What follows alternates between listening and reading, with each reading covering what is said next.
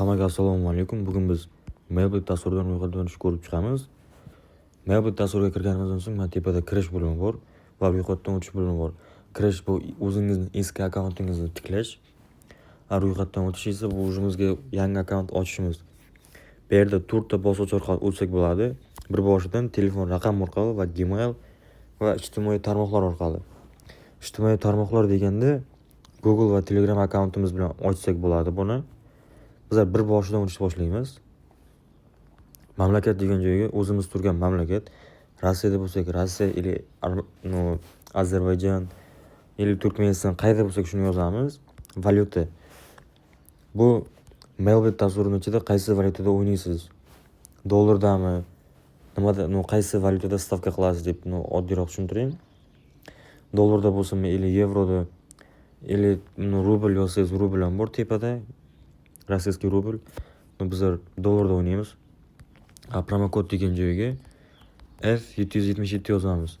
Xuddi men yozgandek yozasizlar. Bonus. Bu yerdan mana ko'rsak bo'ladi. Sport o'yinlari uchun $100 bonus pashti. Birinchi depozit uchun. Kazino va games o'yinlariga $1900 plus 290 FPS beradi. Bizlar kazino va games o'yinlariga qo'yamiz. Ro'yxatdan o'tish.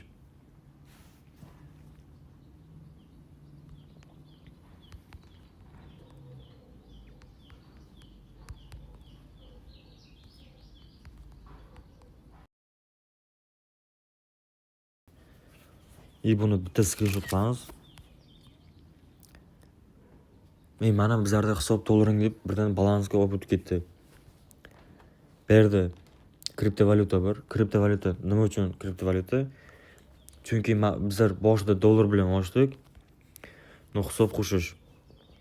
Valyuta tanlang. O'zbekiston so'mini qo'yamiz. Mana so'mga o'tkazganimizda depozit to'ldirishda Humo bor, Uzcard bor. Тоже pastda kriptovalyuta yana. Bizlar tepaga nastroyka bo'limiga bosamiz. Bu yerda hisob to'ldirish ham bor, mablag' yechib olish ham bor. Mana ko'rsangiz bo'ladi. Bizlar yana tepaga odamchaning ustiga bosamiz. Mana bu yerda mana Gmail ulasak bo'ladi, telefon raqam ulasak bo'ladi. Boshida bergan bizlarga parolni yana o'tkaztirsak bo'ladi bu yerda. Ma'lumotlar to'ldiring desiga biz bosamiz. Bu yerda ism familiyamizni to'ldirishimiz shart. Chunki pul chiqarishimiz, kirgizishimizni bir xil payt tushirib bermasligi mumkin yoki bo'lmasa chiqarib bermasligi mumkin pulni agar buni to'ldirmasak. Hammaga omad, promokodimiz F777. Menga nima kerak? Sizlar menga o'sha paytda kerak edi. Hozir bas. Juda qiyin paytda tashlab ketishdi meni. 2013da уже ular sezib qolishdi, что meni ishim sal yurishadiganga o'xshayapti. 2014da yana ham 2015dan beri ular boshlashdi. Menga aytdim, rебята, уже kech bo'ldi. Уже kech, navbat chiqqan. Уже kech.